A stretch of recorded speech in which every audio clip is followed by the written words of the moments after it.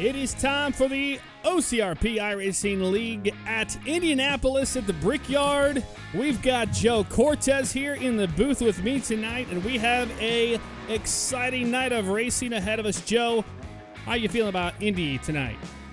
Jeff, we've got an incredible field first off here tonight. Last week we didn't have a whole lot of drivers trying to take on the Glen. Tonight we've almost got 20 drivers all want to take their licks in tonight, including a couple new drivers as well. And a lot of returning names that have been dominant on this field. RJ Williams and Thomas Heinerman right now control the top of the practice field. So tonight was going to be a really exciting night. We're going to see a lot of great drivers trying to figure out how to win at this classic giant oval. And I think these drivers are all going to be putting on a great show for everyone tonight. Absolutely. We saw amazing driving out of Heinerman last week at Watkins Glen. He took the win there away from Wes Graham and honestly almost lapped the field. So tonight he's got a little bit of competition with Borst and Williams. Williams is one of those drivers that's been in the series, and I've got to say we've seen great things out of him at Las Vegas in every race he's been in. He is definitely going to be one that Heinerman's going to have to worry about tonight. But let's talk about John Borst. You know, he's had an up and down kind of season. He's gotten a win, but he also has been falling short these last couple of races. John Borst in the extra life machine there, he is not one to ever count out. He's always competitive. He's always quick. Yes, his season has definitely been feast or famine, but when he is feasting hard. And right now, he is a third on the top of the practice board right now. He is just behind. He's in the same league as RJ Williams and Thomas Heinerman. So you've got three of the best drivers there in that group. Wes Graham on the outside looking in, and a whole lot of hungry drivers behind them looking for wins tonight, Jeff. So tonight you really see the cream rising to the crop, the cream rising to the top. But that being said, the cream of the crop is really going to showcase here tonight, and I think we've got a lot of drivers looking to put on one heck of a show. And that is my bad. I said that Borst had won. I'm thinking of last season of the Truck Series, so that's my fault. Nonetheless, the guy I'm going to keep an eye on tonight is RJ Williams. He's already proven himself at these big, giant ovals. He won at Auto Club. He almost won at Michigan. Wes Graham took it at the last moment, at the last second. But RJ Williams was able to go back-to-back weeks 3 and 4, Auto Club Speedway, then Iowa Speedway. He knows how to work a big track. He knows how to make it so the big tracks work for him, and he knows what he needs to do to pace himself to get around here. With 60 laps in front of us, I think RJ Williams probably comes in with the most experience and the best ability to show up to steal a win tonight. A driver that's out there right now getting ready to take the checkered flag for the end of warm-up. We're watching Josh Jones in the 3-car. We're going to see a lot of drivers here tonight that have different paint schemes than we're used to. Trading paints have a little bit of an issue on my end. We're trying to get all the paints to load. Our drivers tend to change out their paints so often. Sometimes they get hung up and we get older paints or we get no paints at all, and we're trying to get that fixed for you. But right now, qualifying, about 5 minutes in qualifying, we'll see where they all stack up. And like I said, it'll be entertaining. We've got a lot of drivers we haven't heard from a whole lot this season, like Anthony DeFrenchie. He's coming back after a small hiatus. Rick Evans in the 48. He's going to be he's going to take some new laps tonight. And we have a new driver joining us as well. That driver is Jerry Maynard. He's going to be driving us for the first time in the OCRP League. He's been cautioned to stay in the back of the field because we do have guys running for championships. But, you know, if he can be competitive, if he can stay up, there's no reason why he wouldn't be able to surprise us tonight. Absolutely. So Jerry Maynard, a new person, a new face, but that doesn't mean that they're a new driver. You usually get guys that come in here and they're very, very familiar with iRacing, and it's very competitive, iRacing is. So if you're already at this level of racing these cars, I think we're in for a good show as far as Jerry goes, joining the league. However, that just adds more cars out there and more traffic to deal with. And anytime you have more traffic, it also creates problems. You have rolling chicanes, you have drivers who are not sure which way to go where. I don't think it's going to be a really caution-heavy race tonight because this track is so wide and there are so many different angles to choose from, so many different lanes to choose from at this track. So I don't know. I do not think we're going to see a whole lot of crashes tonight, but I do think we're going to see some smart racing. And I think in the very beginning, you're going to see those drivers we were talking about early in practice, RJ Williams, John Borst, Wes Graham. We're going to see those guys really start to steal the show from the rest of the field. And these guys, if they do it right, might be fighting them amongst themselves for the win. Let's talk about the track here. An iconic track, Indianapolis. And here is the configuration, 2.5 miles around this beast. 2.51 actually, but it's a 2.5 mile track. Elevation about 730 feet in the air. Track temperature right now showing, well, 89 degrees. So a little chillier than you would imagine. But nonetheless, it is a shallow track, meaning there's not a lot of banking into the corners, and that makes all the difference. Now, this is a track you have to basically double apex every single time you go into a turn, and I think anytime we're going to see any issues, it's going to be usually coming off a turn 2. Yeah, those turns coming off those short straights are probably the most critical and the most difficult, because you don't have a whole lot of time to get the speed in your tires. And going into those turns, if you brake too hard, if you miss your brake point, you can spin it out. You can end up going inwards to the grass. And if you're on that outside lane, you can take quite a few drivers with you as well. Qualifying times just starting to come in right now. RJ Williams, no surprise, 52.52 seconds. Might be enough to hold on to the pole. Thomas Heinerman in there as well. Tony Wilson, John Borst, Scott Barkman running up your top 5. Oh, check that. Ryan Stewart. Wow. Siv Ryan's in the mix as well. 53.314. He may be able to start top 5. Absolutely, and that's something we don't normally see qualifying too well, is the 76 of Tony Wilson. So what a great run he's having here tonight, and it comes down to track position. So if you can get out there, and you're going to have to utilize the draft in a lot of ways here of this track, but if you can get out there, I think that you're going to be able to get a top 5 if you can stay consistent. Consistency is key at any track, but I think more so here than anywhere else. Again, because you have those 2 short straights between the turns, because you have to navigate that extra time, you definitely are. You definitely have to think a little harder. You have to think a little more careful, and you have to be more critical about how you attack the turns and who you do it with. No more qualifying times coming in. Unfortunately, the fan favorite, Siv Ryan, he is out of the top 5. Jeff Coburn took his spot. John Borst dropped down to 6. And Scott Barkman and Wes Graham now turning in times. Wes Graham, 52.819. Fast enough for 4th. Scott Barkman, 52.935. He will now be your number 5 driver. 13 drivers so far taking time. Let's see how many come to the start-finish line. Wes Graham, one of those drivers to really keep your eye on. He is always a competitor at every track we go to, and it's no different here at Indy. I believe he actually has some wins at this track that are not in this series. In his iRacing career, he's won here. And it's definitely a track he knows how to get around. And look at that, jumping up now to 2nd, right underneath RJ. Wes Graham now getting on the board, 52.59. He is a continual winner here for a reason. He is smart.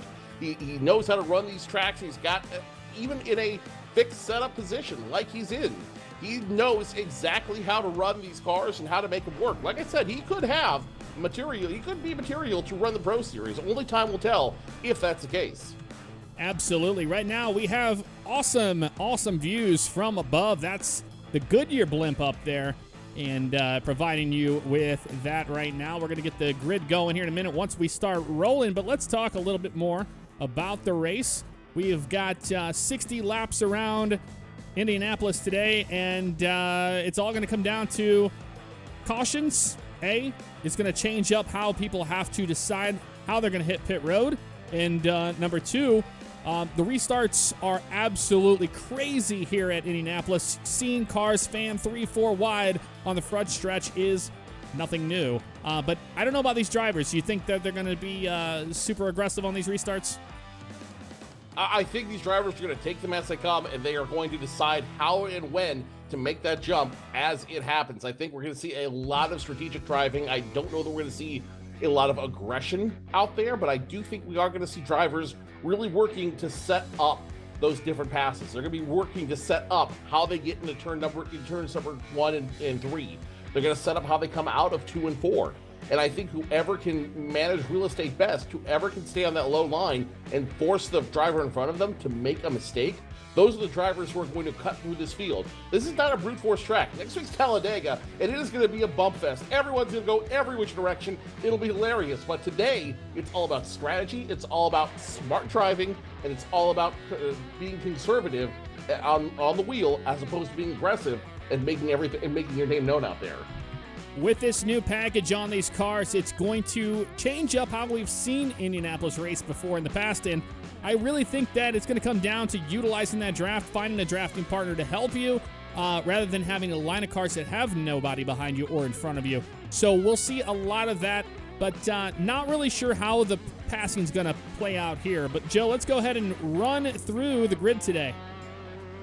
16 drivers will take the call to the green flag when we go green flag racing. Your leader, the man who will lead them there, is R.J. Williams, a Ray Bestis Ford Mustang. He will start position number 1. On the outside of him, the OCRP machine, the Chevrolet of Wes Graham. Thomas Heinerman in that chrome number 8 Nationwide Chevrolet will start position number 3. Outside of him, it's the Krabby Patty Camaro of Tony C. Wilson, starting position number 4. In row number 3, Scott Barkman will start position number 19. On the outside of him, the Extra Life Toyota Camry of John Borst. The row number 4 belongs to Jeff Coburn. The 91 on the inside. On the outside of him will be Ryan M. Stewart in the Molson Canadian machine. Very nice paint scheme for him out there. Eric O'Neill, who we'll be talking about a little bit later in the race, he will be out in starting position number 9. On the outside of him, Jerry Birch in that Microsoft Flight Sim machine, position number 10. Josh Jones, Robert Keller will start in row number 6. Alexander Reno turning in the most absurd time of 1 minute, 27 seconds out there. His qualifying time will start position number 13. Behind them will be Jason Kent and Jerry Maynard. So 15 drivers taking the call tonight, and it's all 15 drivers have a chance to win this race. Well, the lights are off on that Ford Mustang pace car. It's getting ready to make a left turn here, getting off of turn 4. And we will be green flag racing this time by, because with iRacing, you only get 1 lap on these larger tracks. And that's exactly what we have here. And RJ Williams is the control car. Green, green, green. RJ Williams sees green, and the race is officially in his control. Green flag flies, 1 of 60 here at the Indianapolis Motor Speedway, and nothing changed. Side by side, they go into turn number 1, a 4-pack going into the turn. Side-by-side action all the way back. Here they get through turn 1. It looked like Heineman got a little loose there, but he's able to gather back up in that chrome and black car. We got a car down in the grass. That's Tony Wilson. Got loose off of 2 there, and now they're on the backstretch. On the backstretch, it's starting to go single file, except for our leaders who are in that 3-pack, 2 on the outside, 1 on the inside, and Wes Graham may have the momentum as R.J. Williams did not have a trans partner. Now going into the short chute, will he be able to stay in front of Graham? Yes, he will. He'll also stay in front of Heinerman, so advantage Williams. Yellow flag out. Caution flies. We're going to find out what exactly happened there, see who was involved in that. A bunch of cars involved, including Ryan Stewart and Jeremy Birch in the 23, and that is Robert Kellert and his Ego machine trying to get it going, and the 37 of Eric O'Neill is completely stopped on the track right now. We're going to try to find out what happened there in the replay for you guys so we can see. It looks like everybody's kind of just going for position. The 12 and the 23 got in the wall. Well, that was all there was to it. Well, I stand corrected, Jeff. That did not take long, and it starts between the 12 of Ryan Stewart and the 23 of Jeremy Birch. So what happened, it looks like Stewart was forced to check up a little bit in the turn. Jerry Birch was not ready for it. Gave him a little tap on the maple leaf there, and that's what's going to send Ryan Stewart out of sorts. He tries to collect it, but he can't go into goes into the wall, and that starts a chain reaction down the field. Riding on board with Ryan, we're going to see what happened here. It just looks like the car got tight in the center, and he's just trying to gather it up, gets in the wall, nowhere to go, gets into the 37 of Eric O'Neill, and around he goes. It's just one of those things. That's Indianapolis. That wall sneaks up on you really, really quickly. Yeah, that wall will grab you if you're not paying attention. That is a hard knock to get in for all those drivers. The good news is they do have the quick repair. So you know a lot of guys are going to be going down pit road when it opens to get down to their crews, get a new body put on this car, and down and away. The problem is you never want to use a quick repair on lap number 1. Never a good look. And it looks like RJ Williams and company is going to stay out. They're not going to come down pit road this time and service their cars. Instead, they're going to stay out. I mean, well, they only have got a couple laps now, one green flag lap of racing. So I can see why they would want to stay out. But we have some cars on pit road. John Borst is the first of the clean cars to come to the attention of his crew, and it looks like it might be an early tire cycle for him. Yes, it's going to be a 4-tire cycle for the Extra Life team. Everyone else down here is just going for quick repairs. Ryan Stewart, Eric O'Neill, Drifts has to figure out how to park in his spot, but he gets it figured out, gets a quick repair. Jeremy Birch, Robert Keller, all getting the attention of their crews to get that quick repair. But John Borst fascinates me the most. I feel like this was unplanned, but he sees this as a strategy opportunity. Absolutely, and Ryan Stewart getting his car taken care of there, and Jeremy Birch as well. And you hate it for these guys, but you know what? It's really early in this race. It's easy to make up these positions. Nobody has broken away yet, and there's no lapping yet. So, get the jitters out while you can now. And then, re-rack them and stack them and go back racing. Re-rack them, stack them, and go back to green flag racing. Remember, you do not win the race on lap number 1. You don't win it on lap 20. You don't win it on lap 59. You win it by finishing clean and going the right direction on lap number 60. So, plenty of racing still left to go. Hopefully, these guys will calm down a little bit. Hopefully, that wall coming up to grab Ryan will potentially wake these guys up a little bit, and we'll get some good green flag laps in. So far, no changes up front. RJ Williams leads the race. Wes Graham and Thomas Heinerman have changed positions. They will swap second and third, respectively. Scott Barkman and Jeff Coburn now still in the top 5. Anyone's race to win, really.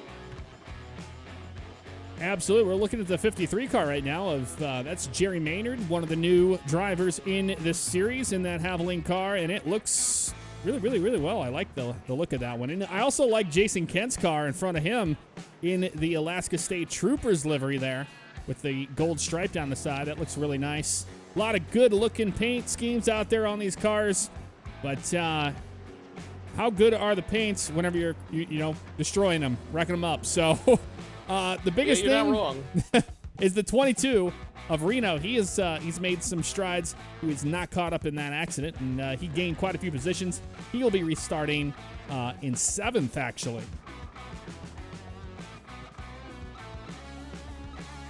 No, so a little bit of shakeup in the middle of the field, as we mentioned.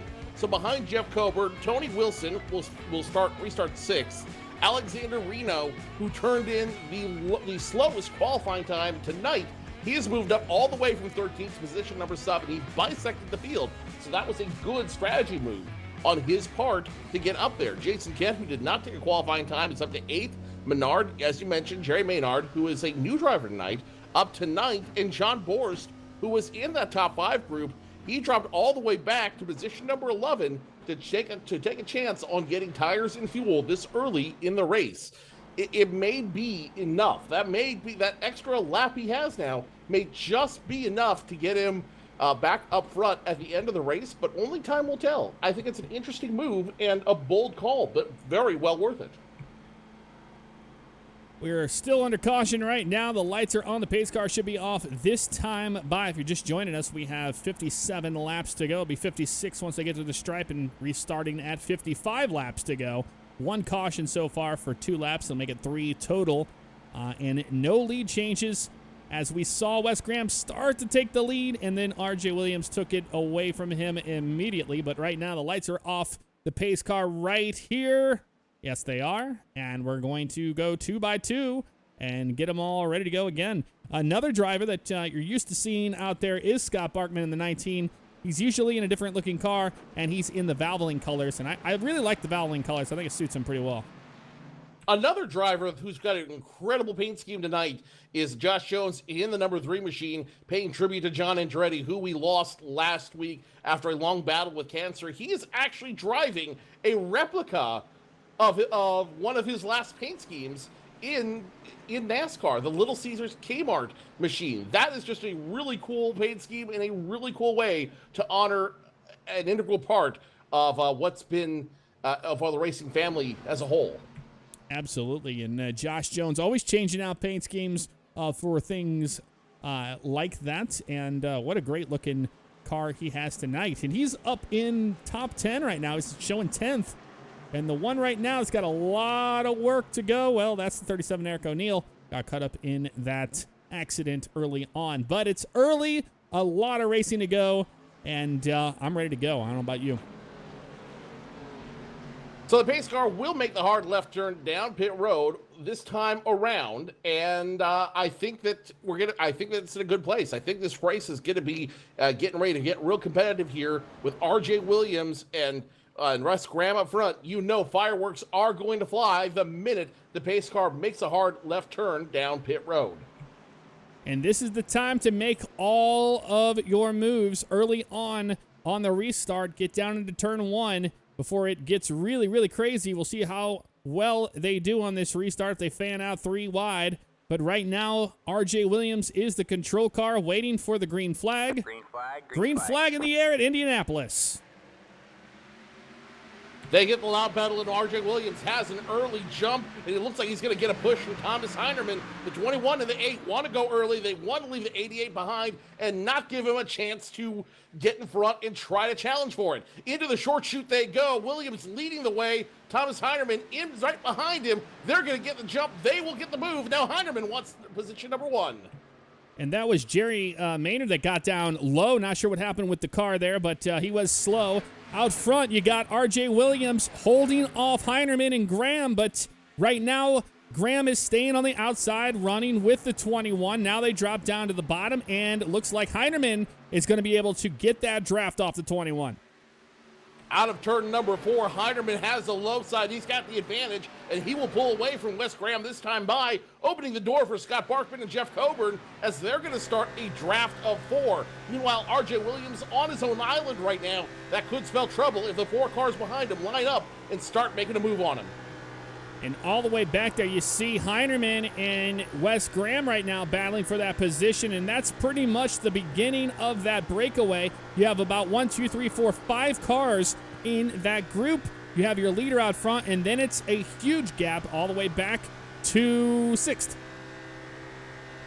In position number 7, though, is not to be rounded out, is Alexander Reno, the 22 Ford Mustang. He's on his own right now, but he's got John Borst behind him, and you know John Borst is not going to be happy with position number 8. He's going to want to try to use Alexander Reno to leverage that position and start moving forward. Meanwhile, up front, no change in the front. R.J. Williams had a great jump on him. He was over a half second ahead. This time at the start-finish line, he is looking to extend that lead.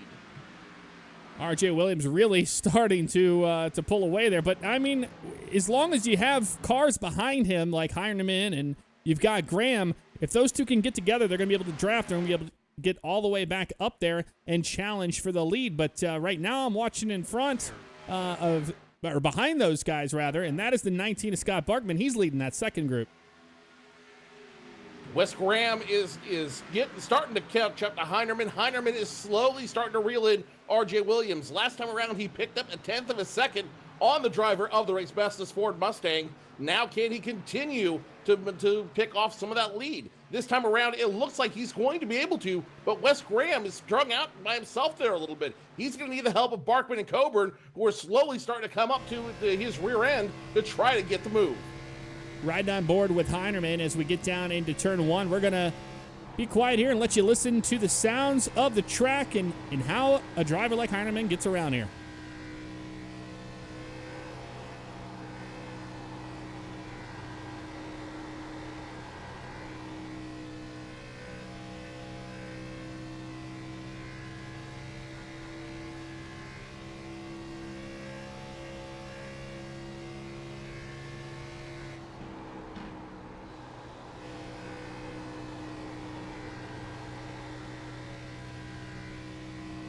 You're hearing Heinerman, he's jumping out of the gas ever so slightly here and there. You're hearing a lot of pedal work happening there, and he's really starting to gain on Williams.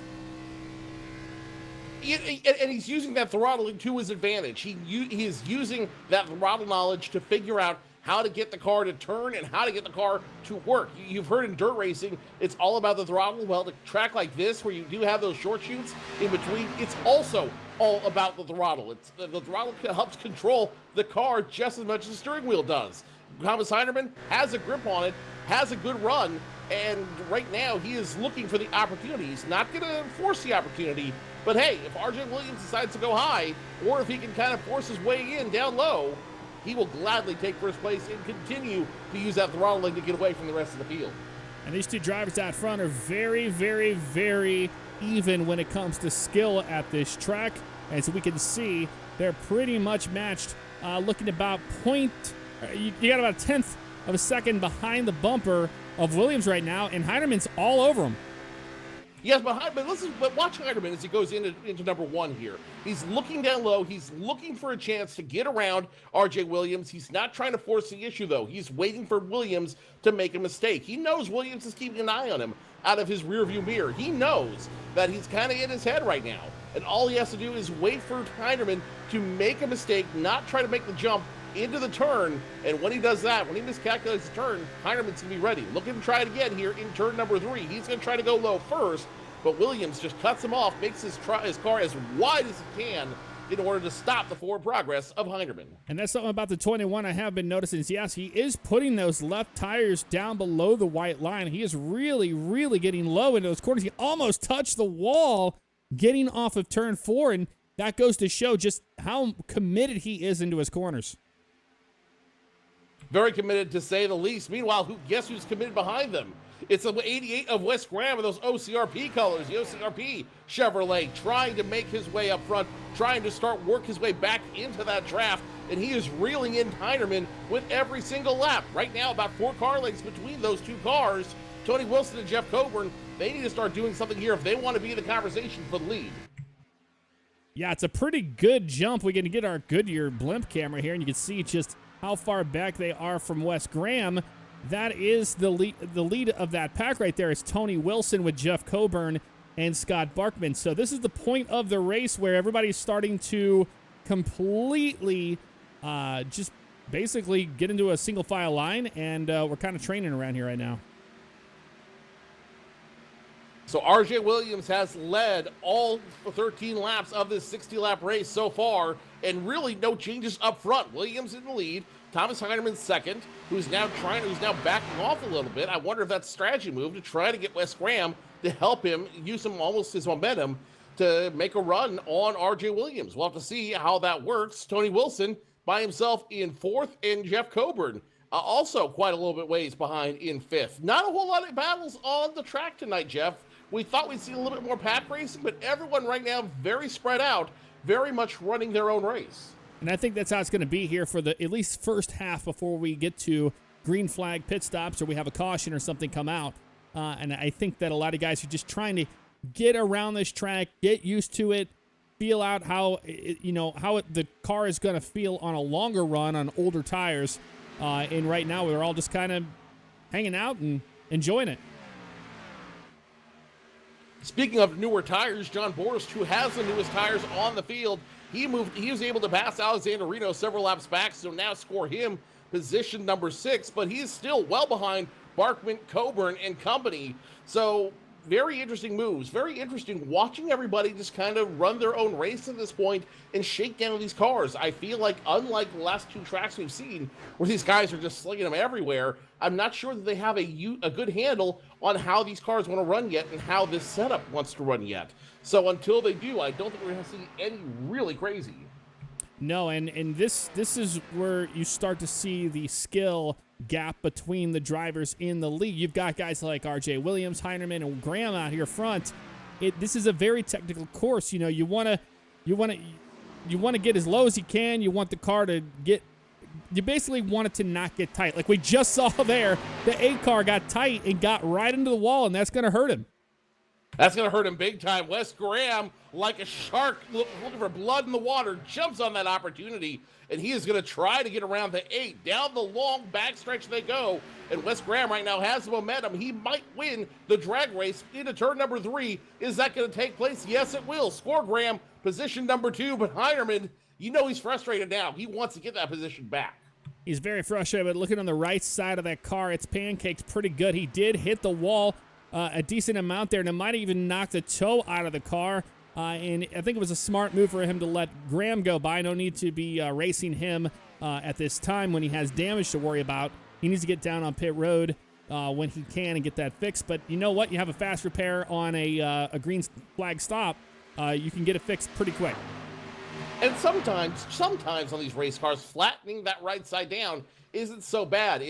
Especially on those mid-sized tracks, it can give you a little bit of an aerodynamic advantage on that right side. It can get the air moving around there quicker, so you're not necessarily fighting the car when it goes to the turns, and you're getting a better aerodynamics off that wall. So not necessarily a bad thing for him right now. If he starts dropping even further behind Wes Graham, he may have some issues, but right now I think he's just going to try to let it run out, shake down what's left of that number 8 car, and see if he can get away with not using a quick repair just yet.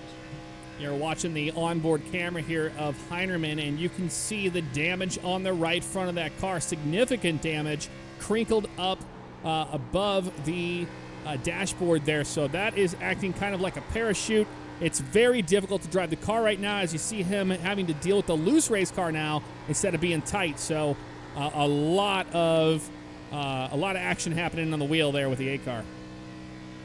Let's go inside that 8 car of Thomas Heinerman just so you can see how hard it is for him to control that car, especially into the turns. Now coming into turns 3 and 4, and the throttling isn't the same there. Now you can hear the wheels starting to squeal a little bit. You see him fighting that car going to make that left turn, that sweeping long left turn. Those wheels squealing underneath him are not happy. They definitely want something to change. The problem is he cannot make a change until someone else goes into pit road in front of him. Out front, R.J. Williams still leading the train right now, and Graham is about a second back from him. And that's pretty much... Oh, and Heinerman into the wall again. Heinerman is definitely having some trouble keeping control of the number 8. If he doesn't do something soon, he might be the cause of our second caution flag tonight on lap number 18. This could be good news, though, for Tony Wilson and company. The Krusty Krab Camaro waiting in patience, patiently waiting, looking for the 8 to come down. Jeff Coburn, John Borst, they're too strung out to take advantage. So Tony Wilson could be the heir apparent to position number 3. Yeah, we're riding on board with Heinerman. You can see he has his hands full quite a bit of this car, and I think he's going to hit the wall here. Oh, man, came really close to smacking the wall there again, so it's only a matter of time before he's going to have to start slowing down and letting guys go by. I think he's really going to try to wait as long as he can to make that pit stop, because if he doesn't pit with somebody, if he does not pit with anybody else coming down pit road, it's effectively like pitting by yourself on a super speedway. You lose the momentum, you lose everybody else, and at that point, you're no longer racing for the win. You're no longer racing against other people on the track. You're basically racing time, and that is a race you will always lose unless you have someone else giving you momentum on these big, long tracks. So even though that car is not in a good place, Heinerman is going to do everything he can to stay out in the track. And that's exactly what he's doing. If he had any pit strategy, it is out the window now. It comes down to surviving and just hanging on to that car until you can, because some of these guys probably aren't going to pit for another almost 20 laps from now. Probably not for another 20 laps or so, because they want to get as much as they can, bisect this race, try to come in only one time. Of course, caution flags will change all of that, but if they can only come in one time, get the pit stop around lap 30-ish, that is the goal for all of these teams. Right now, I'm keeping an eye on Jeff Coburn, the 91 Pepis Chevrolet. He is starting to catch up to Tony Wilson. He is starting to reel him in just a little bit. They're starting to see each other now going into the turns and coming out. So it's only a matter of time, I think, before Coburn starts to reel in Tony Wilson. And then the question is, do they work together, or does he try to make the pass and just get position 4 out of the way? And Coburn is a driver that, is always consistent, a very, very good driver in this league. The track like Indianapolis is just such a different kind of beast. He started 7th, and right now he's 5th, so he hasn't dropped back or anything like that. He's just kind of stayed in the same area that he has been for most of this race. But in front of him, the driver to keep an eye on is that 76 of Tony Wilson. He is increasing his gap now, or he's decreasing that gap between him and Heinerman, and he's looking to take away third, but I think that's just going to happen regardless because of the damage on the 8. The damage on the 8 will be a factor, especially because Tony Wilson can and will catch up to that car, and I think Jeff Coburn knows it as well. So Coburn's like, you know what? I'm going to go on the ride with you, try to pick up some positions, and try to position myself in a good place to try to take some positions when we're all forced to come down to pit road here in about 8 to 10 laps. So smart moves on their part. We'll see exactly how it plays out. But right now, RJ Williams, no one in front of him, no one behind him. He's in a great place right now with almost a second over Wes Graham. Looking at the rear camera here of Tony Wilson, the 76 car, and that is Jeff Coburn. He's there at his bumper, and he's trying to find his way around there ever so slightly here, but they got a nice battle going for fourth. Josh Jones apologizing to somebody or something out there. Not exactly sure what happened to the 3. I'll take a look back and see what exactly took place with that car. Meanwhile, mini drafts starting to form all over the place, but the most interesting is the one between the 91 and the 76 as Coburn gets the run on the low line into the short chute, and that's all she wrote. Put Coburn in position number 4, and Tony Wilson now doing everything he can to hit the throttle and get behind him to try to use his draft wake to pick up some position. Wait, he may not be able to as John Borst now goes around him. Yeah, John Borst waited no time at all for that. So soon as Coburn made his way around Wilson, he saw the opportunity to keep that draft going, and he slingshot right across the right side of the 76, and he'll find his way up into the top 5 now. Both those guys, very clean passes, very well executed to get around. But again, they're not necessarily working with each other. They're not seeing these guys utilize the draft. Well, except for Tony Wilson, who is doing everything he can to stay in the wheel pattern of the 86 of John Borst. He's doing everything he can to try to catch his draft wake and try to stay with them to start picking up some positions. So John Borst, for the first time tonight, will be position number 5. Jeff Coburn, position number 4. And once again, still no changes up front. RJ Williams now over a second on Wes Graham and 7 seconds on Thomas Heinerman. RJ Williams really starting to check out a little bit here, and from the Goodyear blimp, you could just see how big of a gap that is, 1.3 seconds back to Graham, and that's a lot of real estate to make up for the 88 car. It's a lot of time to make up for a lot of cars out there. Again, a lot of mini drafts starting to form as John Borst slowly looks to reel in Jeff Coburn. Not sure exactly how that's going to work. Everyone else very strung out. The only draft we're really seeing come together is the 3 of Josh Jones and the 11 of Jason Kent, who just hit the wall hard. He's now into the grass. This could bring out our second caution of the night. And we're trying to get a camera on to Kent, and it's just not going for whatever reason. Let's get the Goodyear blimp on it there and try to find out why. What happened with the 11 car. No caution will fly, but we are going to go ahead and bring out that replay for you here so we can find out what happened with the 11 car. Looks like he just got tight, got in the wall, nowhere to go. Hard lick to the inside wall there. We're going to watch that again, slowed down for you. But that's just the type of racing here at Indianapolis. You see him smack the wall right there and just nowhere to go. Nobody else around him. It was just him all by himself. Yeah, that is the downside of those big, wide sweeping turns. Not a whole lot of banking on them, so you're counting on your throttle and your throttle speed to make it work, to make sure you don't go in too tight. Unfortunately, Jason Kent just couldn't get a hang on it, and he is going to go in too tight, hit the wall, and he's going to definitely need another repair. Thomas Heinerman now down on pit road. He's going to be the first one to break the seal. Heinerman will go down to pit road alone. All right, Heinerman's starting to make his stop now, and this is something I thought was going to happen. Either he was going to have to pit short and just deal with it, or just wait for somebody else. But if I was in his boat, I'd come down pit road, get your fast repair, get your tires, get back out there, and then make up all the time you can.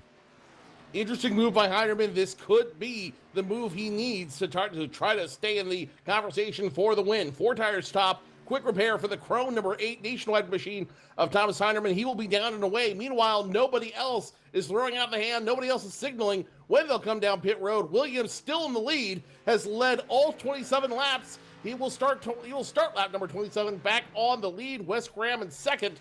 And now John Borst coming to the attention of his crew. John Borst going to bring it down pit road as well. So we're starting to see those green flag stops begin here on lap 27. Going to be completing 28 when he gets across the line here. And that's pretty much where we thought it would start happening, right in the middle of the race. Some guys that are going to stretch it will probably wait another 10 laps from now and stretch it to about the 40 mark for the most part. But John Borst is now in his stall. And you have to remember, the driver of the Extra Life Children's Hospital Toyota Camry, he already came down earlier for tires and fuel. He's the only one who had new tires and fuel. So this is a very interesting stop. I don't know if this was planned or not, but he made it. He decided to come down, and he'll only be the second car to get new tires and fuel on this green flag run. Up front, RJ Williams is trying to lap Thomas Heinerman, but it doesn't look like it's going to happen. He's going to fight to stay on that lead lap. Yeah, Heinerman on new tires, and you just see the difference right there. He wants to keep that 21 behind him, and that's exactly what he's doing here. I don't think the 21 has anything for him. Yeah, with the new tires and fuel, he's able to stay on the lead lap, and considering he's got all the tires and everything he needs, he might be able to get a good run on RJ Williams and company once they come down the attention of their crews. No sign yet for him. No sign yet for Graham. Borst a lap down, but trying to fight with the leaders to stay up there. Everyone else not tipping their hands just yet. Oh, wait, we have two on pit road. Tony Wilson and Jeff Coburn to the attention of their crews as well. RJ Williams bringing it down onto pit road. He is going to finally make his green flag stop. And like I said, we have some others, but Wes Graham deciding to stay out as of right now. Leaders in. RJ Williams is now down on the attention of his crew. The leader has come in for the first time tonight. Look for 4 tires and a full tank of fuel. Behind him, nobody else, it looks like. It does not look like, as the 3 goes around, it does not look like Wes Graham went in with him. So he's going to go in alone, and Wes Graham will stay on the track. Waiting for him to finish his service to see where he ends up here in just a few moments. He's down and away.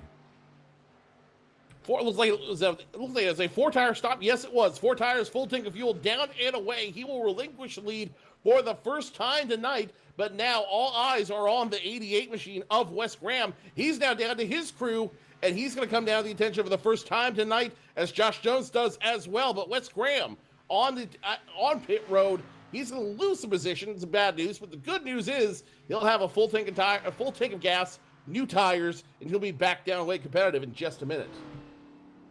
Once Graham makes his way there, looks like we have another driver on pit road behind him. That is the 22. No, it's not the 22. Who is that?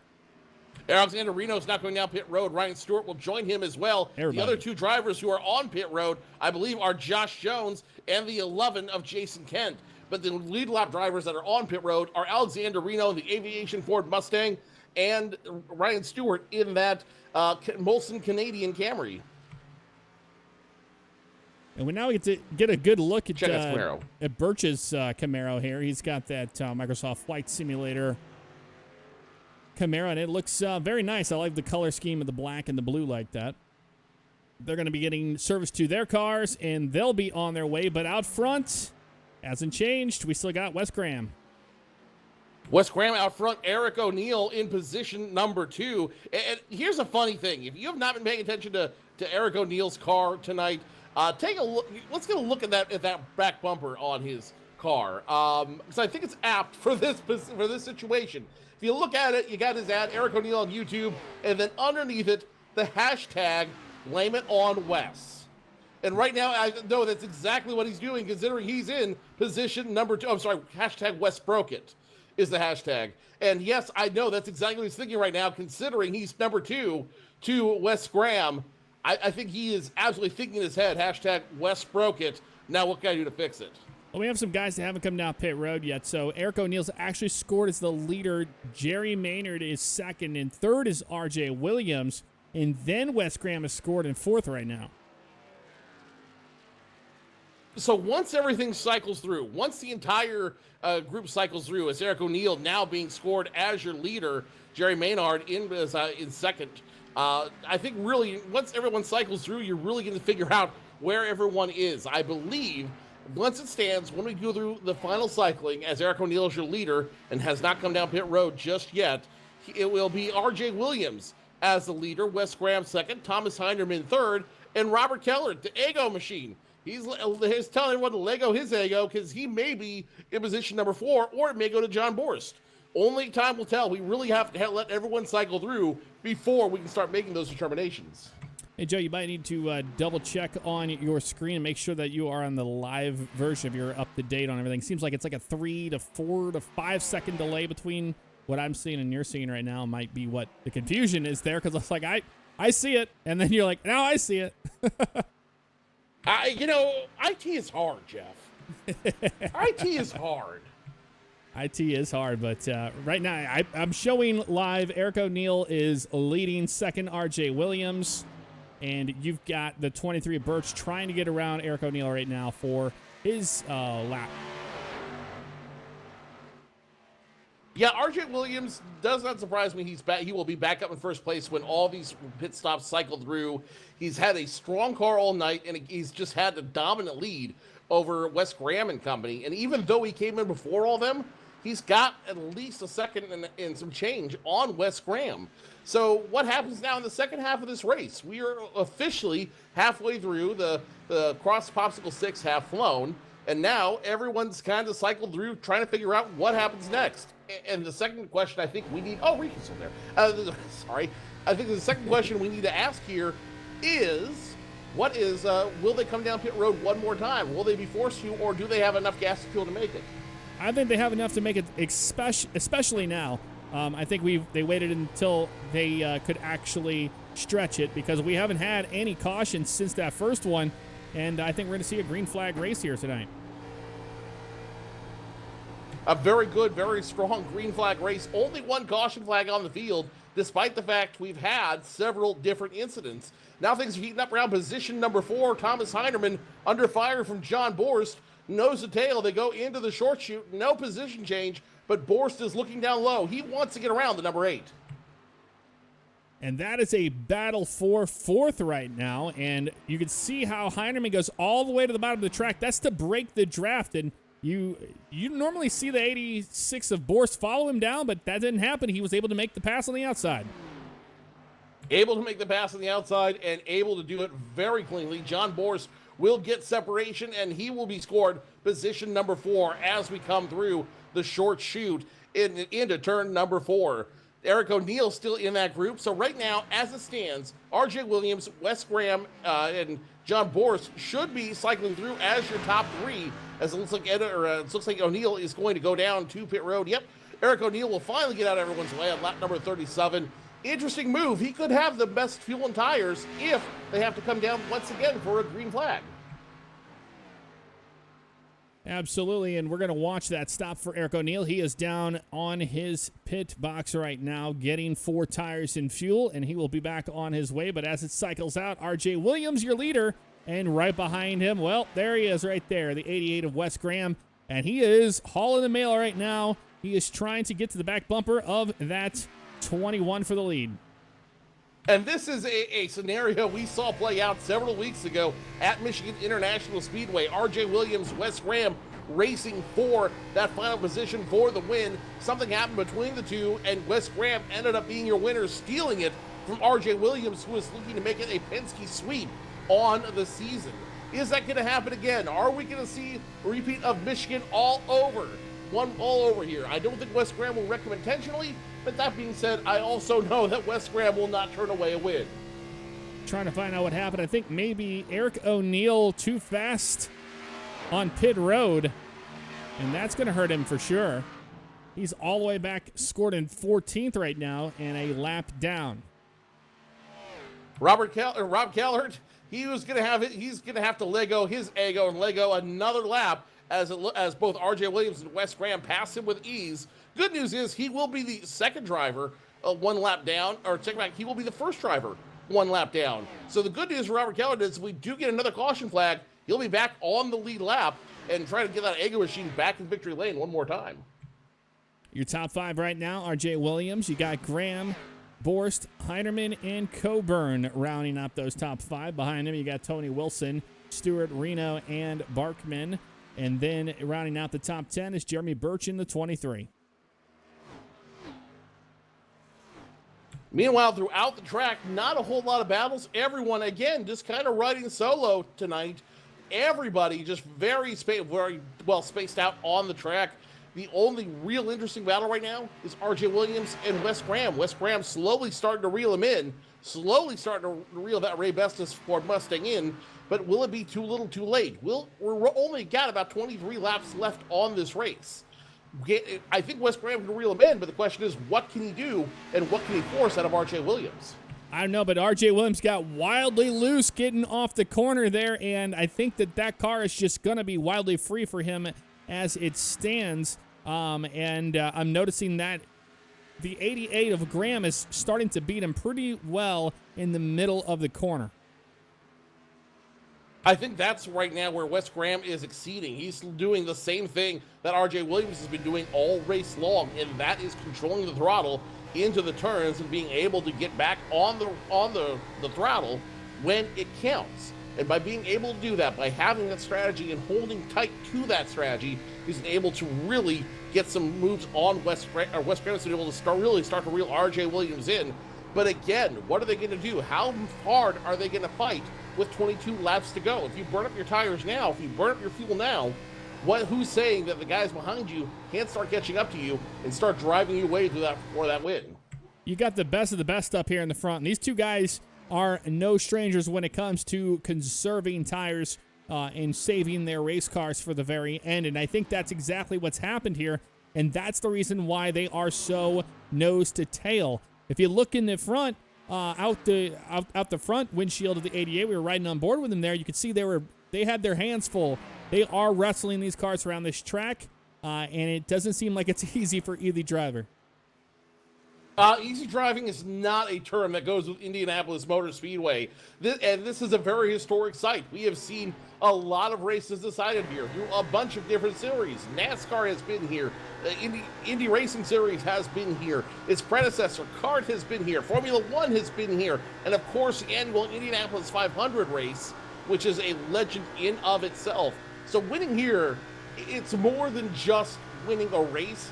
Winning here is being part of that legacy, part of that auto racing history, that auto racing family that has all competed here for something bigger than themselves. And I know that is not lost on R.J. Williams and Wes Graham, which is why they're being clean, they're being respectful, and more importantly, they're being competitive, looking for a win. And we're looking out behind the rear bumper camera, and you can see it really well on the backstretch, especially. You can see how well the 21 gets in and out of the corners over the 88, but when it comes down to the draft, he just can't get away at all, and the 88 kind of stalls out and doesn't have anything to do with it. He just can't get the momentum. Not having anyone near him, being isolated on that island right now with R.J. Williams, Wes Graham just can't get the momentum he needs to get around R.J. But R.J.'s also done something incredible all race long, and you'll see it here going into turns number 3 and 4. Watch him as he goes into turn number 3, knowing he's got that short chute in front of him. He just gently careens that car down right, or left, I should say. He just gently makes that car take a gentle left turn, and by doing that, he's making that car wider. He's making that car even harder to pass. And that's why Wes Graham, I think, is dropping back right now. He's hoping someone will come to his help, but John Borst, he's 14 seconds away in counting. I don't know that he's going to get the help he needs from another driver unless we have another caution flag. Well, right now you got Jeremy Birch right in front of R.J. Williams. We're looking at the back of his car right now, and that is going to be a problem because you got Jeremy Birch there and you got another car in front of him, and this comes down to having lap traffic. Now, you know, they don't have to move out of their way. It's respectful to do it. But RJ and Graham are both going to have to find their ways around him. when they hit that lap traffic. It's a matter of when they hit that lap traffic, and you start seeing right in front of him Jeremy Birch. We talked to his crew chief Andrew, and he said has no idea what he's going to do when they get in front of him. Well, Jeremy Birch is doing the right thing, the respectful thing, and staying out of the leader's way. Problem is, he does slow down Wes Graham significantly going off that turn, so I don't think Wes Graham has a kind word for Andrew right this moment. RJ Williams, though, he might be buying that whole crew a beer after they're done here. Yeah, it looked like it was just one of those cases where they were trying to figure out who was going to get off the corner and where, and unfortunately, he was just kind of in his way, and he was able to get around him on the inside. He made it work. Nonetheless, he made it work, and it gave some separation between him and Wes Graham. Now, the 19 is Scott Barkman. He's going to make way for the 21 and the 88. But hitting out both their ways, so we don't have a repeat of that last incident. But Wes Graham now has to drive even harder to get back on that rear bumper. It's going to cost him tires. It's going to cost him some wear and tear on that OCRP Camaro. And that one mistake right there, just being stuck behind lap traffic right there, it may be enough to determine the difference between winning and second place. Absolutely. We just saw that happen. And the 21 now is starting to slowly be reeled in by the 88 again. But I think that it's going to come down to who saved what at this point in the race. Because if the 21 is using his stuff up right now to try to get away from the 88, he could start falling back. So there's a delicate balance there between these two drivers right now. And I think that the winner of the race is going to prevail if they can keep their car under them. Well, we're now with 16 laps to go. When we hit the bricks, the start-finish line here, with 16 laps to go, I don't know how much Wes Graham's going to save and how much he's going to try to make that last run on RJ Williams. And again, he's incredible at making that car very wide. He makes that car almost impossible to pass. That's why he has 3 wins on the season, and he's looking for number 4 tonight. So RJ Williams, a threat to be a big win tonight, which would be a big upset to Wes Graham and company. And that's how they all stack up right now, all the way back. We're going to look and see where everybody's running right now. You've got Williams, Graham, Borst, Coburn, Heinerman, Wilson, Stewart, Reno, Birch, and Barkman rounding up your top 10 there. And then behind them, Robert Kellert, Jerry Maynard, you got O'Neill, Jones, Kent, and then everybody else that is part of the broadcasting and spotter crew. But that's where everybody ends up right now, and it's just pretty much nose to tail all the way around this track.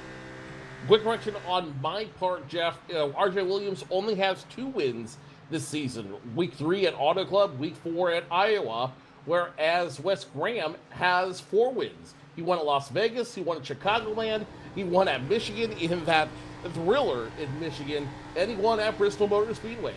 So with that being said, RJ Williams definitely wants to get that 3rd win this year, and I know he would love it if he could steal it off Wes Graham. And they're running out of time to do it because Graham's pretty much got this entire championship clinched. For the most part, yeah. I don't know that, we only have 2 races left after this. Talladega Superspeedway and Dover International Speedway to finish out the season, February 13th and February 20th. Catch him live here on twitch.tv/jfavignano and twitch.tv/The Joe Cortez Show. You can catch all of those races live, 8 o'clock Eastern, 5 o'clock Pacific. But, and even if Wes Graham does solidify his 2nd consecutive title tonight, you know that there's going to be a lot of drivers who aren't going to, we were happy to let him cement it, but not pick up another win all season. Yeah, he's been a very, very dominant driver in this series, and it's been every single one of these seasons. He's improved and improved and improved, but now we get drivers like RJ Williams, you get drivers like Heinerman out there, and Borst, and they are there to show him, hey, we're here to race too. No, the talent level in the OCRP League has absolutely risen from going to the short tracks to the trucks and now these big cup cars. The talent level has absolutely risen. The talent level of these guys is absolutely night and day difference from where they started, Jeff. And because of that, that's why you're seeing all those battles that happened earlier in the race. That's why you were seeing all the drivers doing very different things to try to solidify their space and solidify their spot on the track. Unfortunately, it kind of comes down to this. It kind of comes down to who can lead all the races and do, and figure out everything to do here. But that's not a bad thing. These drivers are learning with every step, and they will only be stronger as a result. Alex Reno now getting lapped by your leaders as we run out of time. Yep, Reno drop into the bottom of the track, let those guys by so they can continue to race it out for the win right now, and it comes down to it. I think we're now going to be getting close to the end of this race. I don't think anybody's coming down pit road. I think we've seen all the green flag stops we're going to see unless we get a surprise caution. Hey, surprise cautions can come out of nowhere and at any time, so let's not count it out. Oh, I'm not counting it out. I know it's not what they want to see. I know two people who certainly don't want to see a surprise caution right now or at any time. RJ Williams, the 21, and Wes Graham, the 88. Neither one of those guys want a late caution at this juncture. 11 to go when we hit the bricks, cross the start finish line, and RJ Williams, we said it at Michigan. He's got this all but locked in. And I don't want to jinx him this time because I feel like if I say that, something bad's going to happen to his car and Wes Graham will steal one more win off him. So let's just let these guys battle it out and see what happens over the next 11 laps. Yeah, these two drivers have been absolutely dominating the field today, and it shows. This is RJ Williams' race to lose at this point. He has put on a spectacular race today, and it's all coming together for him right now. Graham about a half a second back and starting to close it in with the draft, but the 21 just beats him in the center of the corner. A late caution now for RJ Williams would be like rain on your wedding day. It would just be bad. And I suppose it would be ironic a little bit, only because we've seen him lose on that last lap pass earlier in the season to the same guy. So, again, still plenty of racing to be done on this giant oval with 11 laps to go. Even though time is running out, their fate is controlled not only by what they do, but what the other drivers do around them. Well, they are running out of time. We've got 10 laps to go. Going to be 9 to go when they get to the stripe here. It is down to these two drivers. RJ Williams out front and a half a second back is the 88 of Graham. Those are the two drivers that are battling out for the lead right now. Behind them, it's all the way back to John Borst, and he's about 20 seconds away from the leader. So it's going to be very, very difficult for him to catch them unless a caution comes out. So it comes down to this, and who's going to have the best car at the end? Well, it may not even come down to that. With 9.5 laps to go, RJ Williams is almost a second on Wes Graham. I think Wes Graham burned up those tires a little bit trying to catch up to RJ Williams when he was stuck back in traffic by Jeremy Birch. So this could be, again, RJ Williams' race. Only time will tell, but lap traffic ahead and that giant gap between him and Graham, that could be telling. 9 laps to go here at the start-finish line, and RJ Williams is racing for the win. Yep, and now it's going to be down to 8 laps. So if Graham has anything for him, it's now, and I don't think that's happening. I think, like you said there, the 88 has burned up what he has, and it looks like the 21's just hit the afterburner, and he is taking off. RJ Williams, he's not even done that. Right now, he's on cruise control right now. He has simply plugged it into cruise control. He's got his foot off the throttle. He just told the car, okay, show me the GPS way to victory lane, because that's exactly where I'm headed as that gap widens. Last time around, 1.2 seconds between RJ Williams and Wes Graham. Something catastrophic would have to happen. We've seen it before, so let's not jinx it. But something catastrophic would have to happen to RJ Williams, and right now, as it stands, nothing could happen. Look, what an incredible driver, iRacer that RJ Williams is, showing up to the track today and just absolutely destroying everybody on the track. Starting first and is currently first. We've had 0 lead changes as RJ Williams has been able to maintain the lead the entire race. If he can get it done here at Indianapolis, it'll be a complete shutout on the rest of the field. Absolutely, it would, and on so many levels, too. It would be a complete shutout. He would have, well, not a complete shutout because he did lose the lead when he came down pit road, but a virtual shutout for all intents and purposes. RJ Williams would have led nearly every single lap. He would have led it in a very dominant manner, and the man could go pole to pole and lead the majority of these laps to win here at Indianapolis. And again, that would be, I think, a little bit of sweet retribution for him, a little bit of sweet retribution and justice for him to be able to win this race the same way he lost it at Michigan. So RJ Williams, I don't want to say it, but I just got a wire from AP. They are projecting him as your winner tonight. There you have it. And I said that there hadn't been any lead changes. I was wrong. We did have lead changes during that green flag stop. So we've had 3 lead changes. Remember, Eric O'Neill was out front there for a while as well. But when it comes down to the brass tacks, RJ Williams has been the driver to beat here today. And everybody is starting to run out of time now.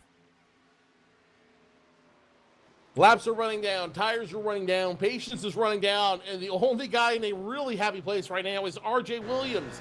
He's almost put a second and a half between him and Wes Graham. Wes Graham is not going to have a chance to catch up to him unless we have surprise caution. And again, it's happened, so let's not go too crazy. Surprise caution has happened at the end of the race. But so far, everyone's running clean. Everyone's running single file. 6 laps to go. And now CNN just put out there. They're projecting RJ Williams to win. You're really doing a good job of trying to jinx this driver if you didn't want to. Am I not? It's not his race to win yet. It's not his race to lose yet. I'm just reading what they're giving me. The projections are in. The projections are in, okay. The projections are in. We have not confirmed a winner, ladies and gentlemen. We are simply projecting that he will win this race. And that that could be the case here, and that's what we're seeing. He is increasing that lead now to 1.2 seconds on Graham, and now they're going to be 4 laps to go when they get to the bricks. Reuters is now projecting him to win as well. So, Jeff, in case you're wondering. Well, there you go. If it's Reuters. It's not just me. It is not me putting all this weight on. It's the polls, it's the experts, it is the analysis. They're the ones putting the pressure on him, but I really don't know that RJ Williams is feeling any pressure tonight. 5 to go. He's got a time zone between him and Wes Graham, and that time zone, though, is starting to shrink just a little bit. 1.3 seconds last time by, but even with 5 to go, I don't know that Wes Graham can catch up to him. Sometimes there's drivers that show up to a track in practice, they dominate practice, they dominate in qualifying, and they dominate in the race. And that's exactly what we're seeing here from the 21 car today. She got here and was able to put down some blistering laps, do well for themselves, grab the pole, get out there, and now he is absolutely in a different time zone, like you said. So last time by, RJ Williams had a 1.3 second lead over Wes Graham. This time, the OCRP Camaro will be 1.7 seconds behind. So that short burst of speed was not enough. Graham, literally just sitting in his own time zone right now as Williams crosses over from the short chute to turn number 2, runs it cleanly, and now time is just running out. We are literally just sitting here waiting for the timer to run out for the sand in the hourglass to pass, whatever you want to call it, Jeff. RJ Williams has put on a clinic here, and we're just simply waiting for him to go and fuel this victory in that Ray Bestis machine. And RJ Williams is a driver that has an iRating of 2722, so 2007-22, and he is a A-class driver with a 2.78 safety rating, as you can see there with the stats. So a driver that is in the A-class, and you can see behind there, Wes Graham, he is a A-class as well. And then behind there is John R. Borst. He is A. And then Coburn is an A. Heinerman is an A. Reno is a B. So that's the huge spread in who is out here on the track right now and where they place.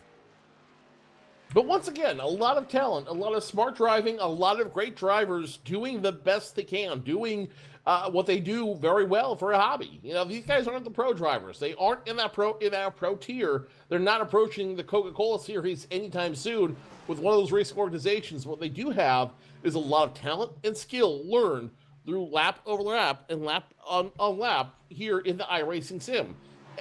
So you have to give them a lot of credit for their dedication, for their love of the race, their love of everything, and it's really showing tonight. And RJ Williams, if he's able to pick this one up, I think he'll be a very ecstatic man because he's earned it. Popsicle 6 in the air, 2 to go.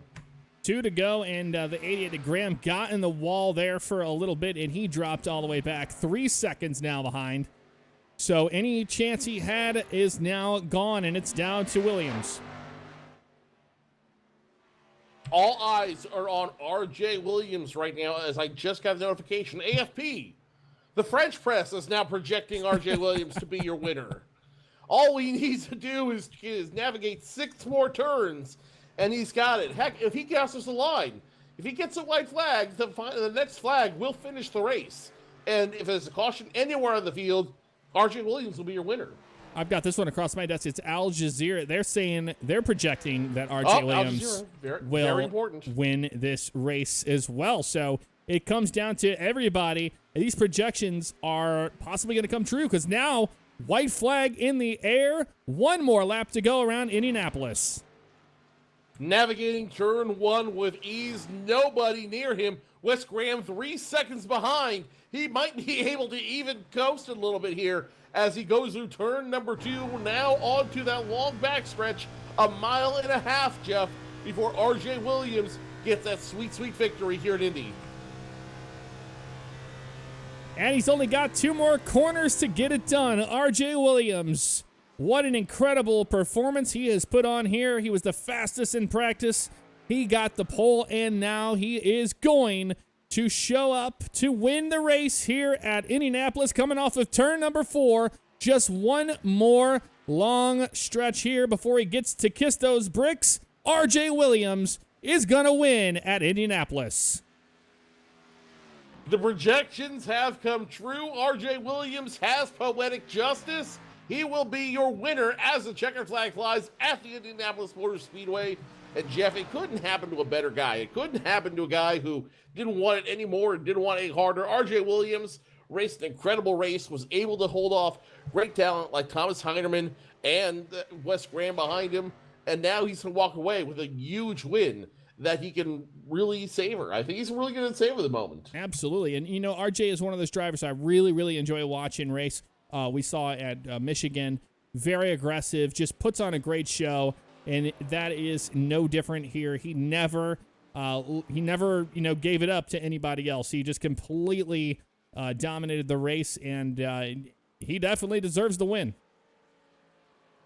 Absolutely he does. As you saw the 88 of Wes Graham go by, giving him a little congratulations as he comes through. And now R.J. Williams, is he going to light up the bricks? Remember, he's got to kiss those later, so I don't know he wants to get too much rubber and stuff all over them, but he does deserve a victory burnout, and I do believe that Ray Bestis Ford Mustang is going to show off the brakes and their power here, or the lack thereof, against these gigantic horsepower machines. There he goes, spinning into the burnout. R.J. Williams fueling the victory, burning out on that Mustang, enjoying the spoils of victory.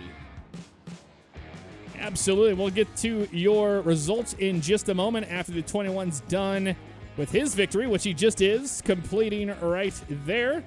We had Williams finishing in first. Second is Graham. Third, Borst. Fourth is Coburn. Fifth is Heineman. Sixth, Reno. Seventh, Birch. Eighth is Wilson. Ninth, Kellert. In 10th, look at that, Jerry Maynard finishing out of top 10 here at his first night at the league. And then behind him, you got O'Neill, Barkman, Stewart, Jones, Kent, and that rounds up all 15 drivers tonight. What a great show that was.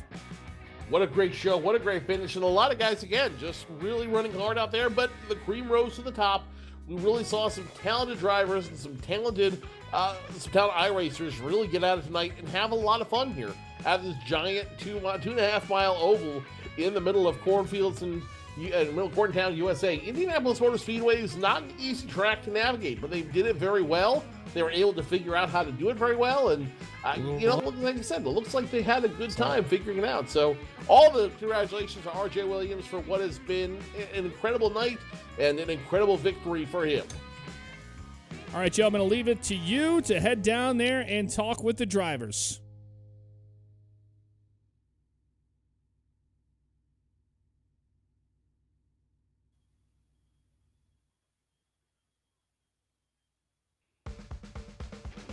And Jeff, we are just waiting on a couple drivers here to get in, and we will figure it out. We will as soon as we get RJ Williams in. We'll have a talk with him and figure out what's going on.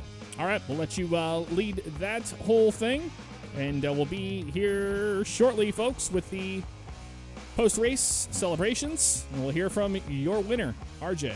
All right, I think everyone's here. Jeff and Joe, you guys can take it away if you're here.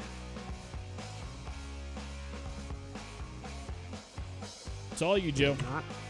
Technical difficulties. Please stand by for just a moment. You know what it is? I forgot what button I set to press talk in this, so I got to figure that out real quick before I get anything done here. So just a minute, Ryan. Joe's having some technical difficulties. He'll be I can't even hear. I can't even hear him. So I'm having all kinds of issues. Jeff, you go ahead. I'll go on your tails. All right. Okay. Well, he's not gonna be able to do it, but I'm gonna catch up to RJ Williams, the man that dominated this race today. RJ, how did you get it done here, and did you think that Wes had something for you at the end? I barely got it done, and I felt like Wes had something for me the whole race. He kept me pretty honest the whole time. I mean, every little mistake I make, he gained a little bit, and then he make a little mistake, and I gained a little bit, and then we just stayed the same for a little bit. So,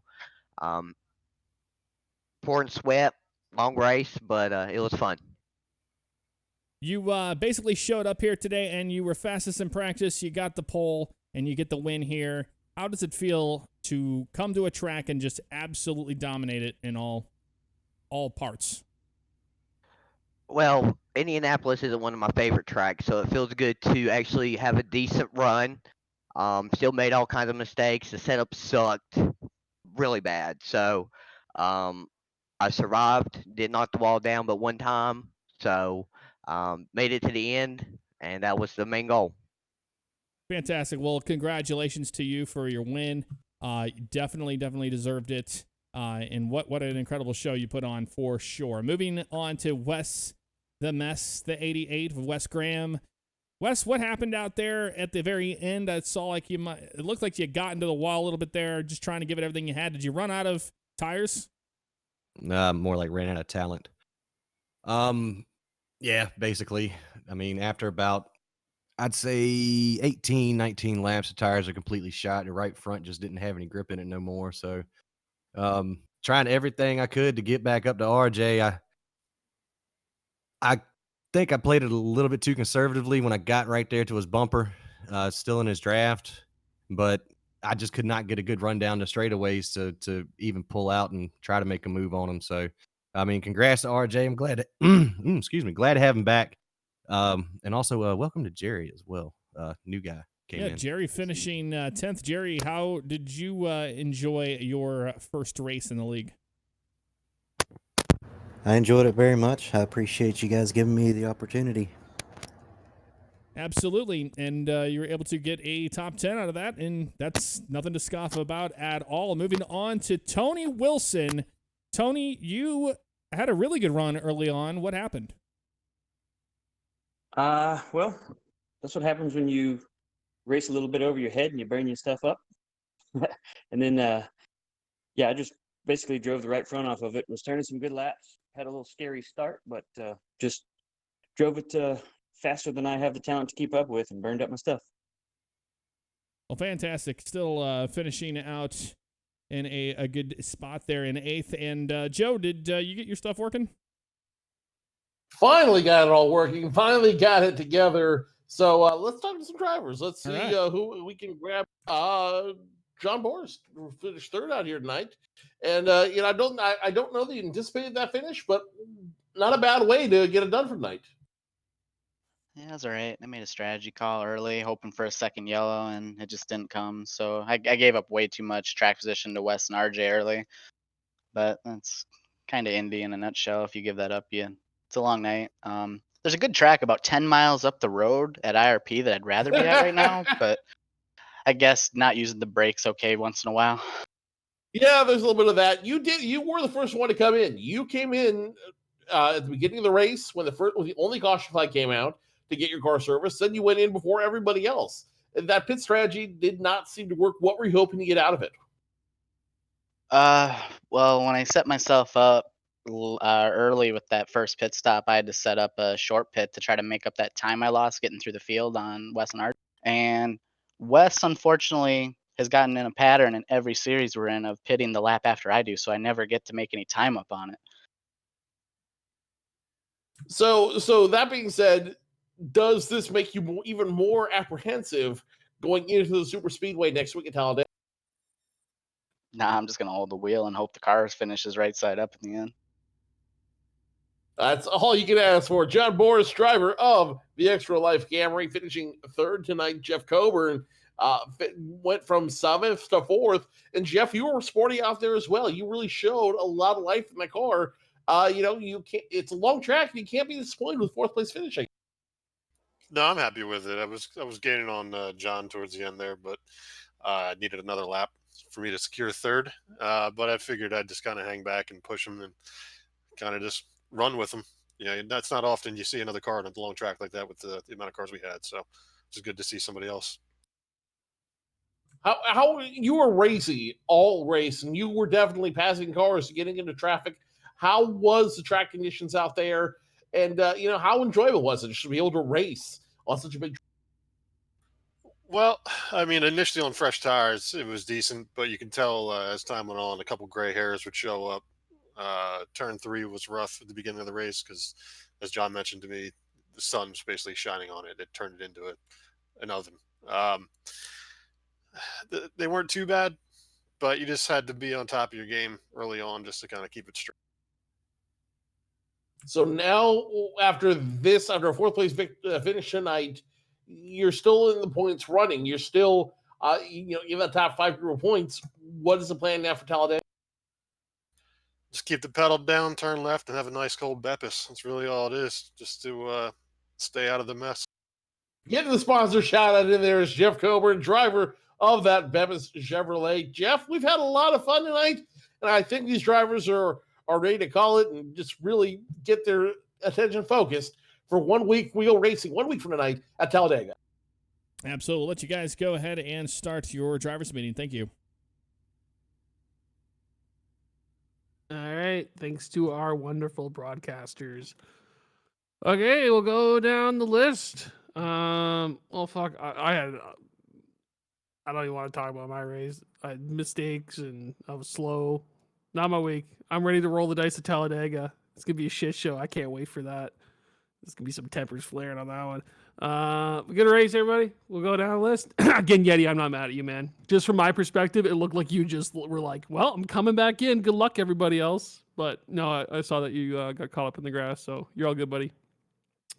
Jeremy.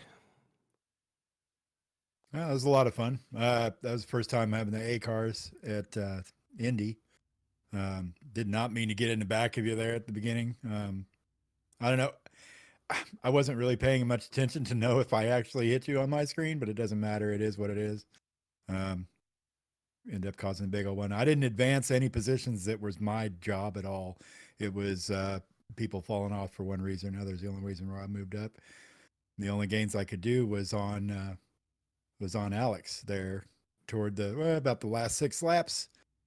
I thought we were gonna have a race, but then the tires were gone. So that was fun track. I wish I had more rubber on it at the beginning, but it is what it is.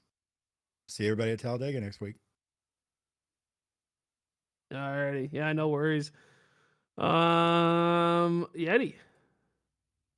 Yeah. I had a solid race for the amount of time I got to practice. I know you said it's all right. I still feel terrible. I just hit the little patch of grass and I just slid at like the excuse me, at like the perfect time. I lost traction and I kind of just sliced that corner. And I just hit the grass twice and could not get any steering to steer it down onto the pit road.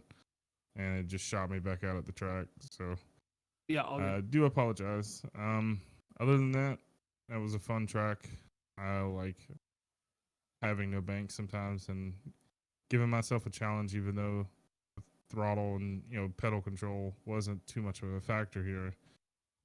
Regulating your entries to the turns and stuff was a lot of fun, and having a double apex the turns a little bit. So I had a great time, and I'm definitely looking forward to Talladega next week and having a 13 car block fly around the track for 100 laps.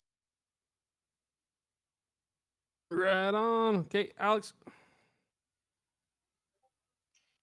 Yeah, so it's my first race at Indy in iRacing anyway. Had a lot of fun diving it down into turn 1 there. Noticed turn 3 was my kryptonite.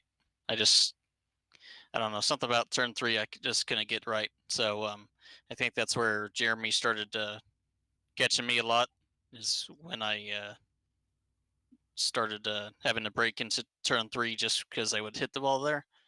But overall, great race, guys. Kept it clean. Amazed that I missed that first wreck there. I know I hit Jeremy there, but could have been a lot worse there. All right. One of our race controls, Rick. Great race, guys. Enjoyed watching it. Congrats, RJ, and welcome to the league, Jerry. That will be all. Thank you. Yeah, agreed. Welcome to the league, Jerry. guys. Jason. Yeah, so I had some doctor's appointments, didn't think I was going to make it, and I realized I had 10 minutes left, so no practice whatsoever. I'm good with a last place finish, considering no practice. I was kind of proud of my own ability to race with no practices. Don't know how I threaded the needle on that first wreck, but I did. And yeah, I can say I had fun. I did, but you guys were all up front having fun, and I was holding down the back, so that's it. All right. Who's next? Wes. Yeah, just hell of a race, RJ. Good win, man. Looking forward to Dega next week, boys. Oh yeah, I'm grabbing a 6-pack for that one. It's gonna be fucking shit show caution city. We thought we had one caution this race. Should have had strap two. in for next week. Agreed. Should have been 2. Should have been 2. Where was the second one? The You one and that Your ass. you and when I was stuck on the top of the track. Yeah, there was a car that said at the top of the track when I went through. Well, I didn't want to tow, so I was just trying to I was gonna try to shoot it down at the bottom of the track, but then I saw a line of cars coming, so I just held the brake. I was stopped on the track, so it should have been a caution. Well, just move over for emergency Rip. vehicles, guys. He had his hazards flashing. Oh, I moved over. I tried to call it out as Oh, fast as I could. That's such a big track that it's hard for race control to see everything too. So next time, yeah. fucking you can call that out if you want. Yeah, the cameras are not user friendly at all. Just Yeah, start they can't see spinning everything. yellow. All right, Jerry. I just appreciate you guys giving me the chance and enjoyed racing with you guys. Right on, man. And a heads up, guys, there's another guy that contacted me about getting in the league. I believe, let me get a name for you. Where is Thomas he? Hubble. Yeah, Thomas Hubble. So there's gonna be another Thomas H. You guys are We're like, pretty full. I think we should take Wes out to make room for this new guy. yeah, Wes and RJ are kicked out for. They just, 2-for-1 so- deal there. Yeah. So just a heads up, he's going to be joining as well. But I said the same thing to him just to kind of just watch for you guys because it is the end of the season here. I know a lot of you guys are racing for points, so it's just more of just those guys will stay out of your way. They're just going to get some laps in and then get ready for next season. Right on, Robert. A little disappointed in the performance. Poor qualifying got me in the back, and then obviously that caution came out. Was waiting, like someone has said earlier, was kind of waiting for that caution to come out to catch us back up and stuff. But it was a fun race. It's actually more fun than I thought it was going to be. Just kind of racing with everybody. Congrats to RJ and welcome to Jerry. And thanks for not passing me at the end, I guess. All right, Thomas. Good race, I guess. I got overdrove it there a little bit behind RJ and hit the wall, and that was pretty much the end for me. It was a long night after that, but I think this setup sucked, in my opinion. For me, it felt unpredictable, but sometimes it was tight, and other times you'd get loose, and it had me figured in anyway. I I definitely didn't have this figured out today, but no, it's a good race, good turnout. I think we started with 15, I think. Anyway, it was nice to have that turnout, and it's nice to get another driver in here next week, hopefully, and it's nice to kind of grow the league a little bit. So other than that, good win, RJ, and sorry to I think it was Yeti. So someone anyway, they were letting me go low. No, sorry, it was Jace Kent, and I was passing. Yeah, I was passing. You let me go low, and I overdrove the turn and pushed up Indian, and I drove into the wall. So I feel bad about that. Sorry about that, man. And other than that, It's okay. Yeah, I didn't feel you push into me. I just thought I was going too fast into the turn, so I thought I was going to hit the wall anyway. So no big deal. yeah, I don't know if I ever hit you, but I just kind of pushed up. But anyway, but no. So other than that, that's all I really have. Good race, and looking forward to Talladega next week. Alrighty, Thomas, are you Canadian by chance? Oh, Nova Scotia, man, you know it. Oh, I can hear it in your ooch. Oh yeah, man. Yeah. Oh yeah, I got a good day there out on the track there, bud. All right, Yeah. Go ahead. Eric, go ahead.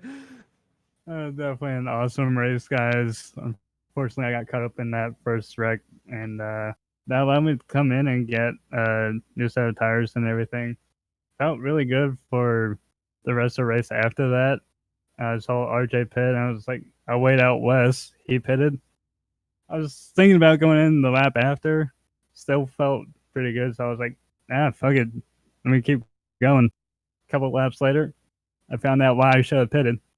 My tires practically fell off, and then I went 61 in a 60, and I got the old broken iRacing 40-second pit penalty.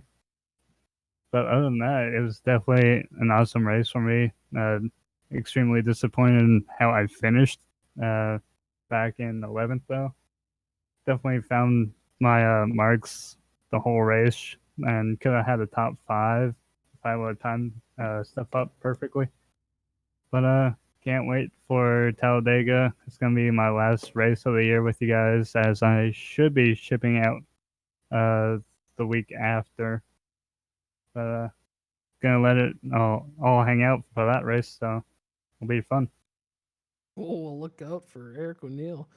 Yeah, that sucks, man. About the speeding in pits. Race control, we don't have those guys review it because that's a pretty automatic one. Like that one ruined my race a couple weeks back. Like I was running second, and I got hit with that 1 mile an hour over. But to be fair, I was doing a mile an hour over, so it was my fault, and it was hanging on to it. So that's why it was just we don't review those, and we don't clear entering closed pits unless it's like during a crash or something like that, because everyone knows when pits are open and closed. So it's kind of those two that it's kind of a no go. So I think you understand though. Yeah, can't wait for iRacing to fix that though. Yeah, I agree. RJ. Great race, everybody. That was fun. Thank you for all the congratulations. Wes, that was a blast. Thanks. You kept me honest the whole time. Pouring sweat there, about 20 to go. I didn't know if I was going to knock the ball down or not. That was a struggle all night, was to not knock the ball down. Did it that one time, but appreciate y'all. It's a blast. See y'all at Talladega. All right. I know who we're gonna wreck first. It's RJ Williams. Okay, Jeff. Yeah, just make sure to write that name down. Bold, all I, caps. I might do RJ. it myself, okay? Nah, I mean it's a big track. So I mean, once after the first 20 laps or so, like we were just kind of in our own groove, just kind of hang on to it. That's all. It was decent times, running with who you can, and next week should be interesting. And then hopefully I get my OCRPW for Dover, hometown and stuff like that. So that's all I got. Right on, Jeff. Scott. Yeah, qualified good, and then I agree with Alex. For some reason, turn 3 was not my friend tonight, and ended up hitting the wall, which pretty much ruined my night. But other than that, it was fun. Alrighty, Tony. Yeah, like I said before, I just overdrove, burned my stuff up. I decided to make it a 2-stop run, and that might have worked for me, but I think that took the second stop too late. I waited too long, and then I had too much to make up. So I was able to pass some cars and get back up there, but finishing 8th after starting 4th wasn't super great. But I felt like it was a fun race. Tonight was the first night I'd run any laps at Indy and iRacing, so I'll take it as a win because I finished the race. So that's all I got. Right on, Tony. And last but certainly least, John Borst. If we come back to Indy, can we use a car that's about 1,500 pounds lighter and has a wing on the front and the back, like this place was designed for? Because Like an Indy car? yeah, Okay. the one that's designed for this place. Yeah, it is doing for the Indy 500. So Nah, it's an alright race. It is traditional Indianapolis. It's track position and boring after the aero push kicks in, but good race overall. And with only one yellow, it's pretty decent for this place because caution's here. So we'll look on to wrecking next week at Daga. Okay, that is going to do it for the drivers meeting. Thank you, everybody, for a good race. Only one caution, should have been 2, but even then, if it was 2, that's good green flag racing. So we'll see you next week.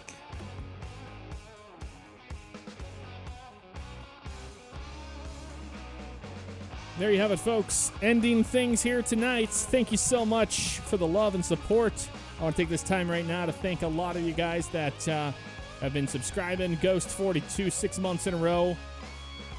Thank you for that, brother. Do appreciate that. Kid Tubby, thank you for your subscription and welcome to the stream family. Do appreciate that, man. Thank you. Jay Conway, 87, 8 months in a row. That was very, very kind of you guys. All of you here. Thank you. We'll see you.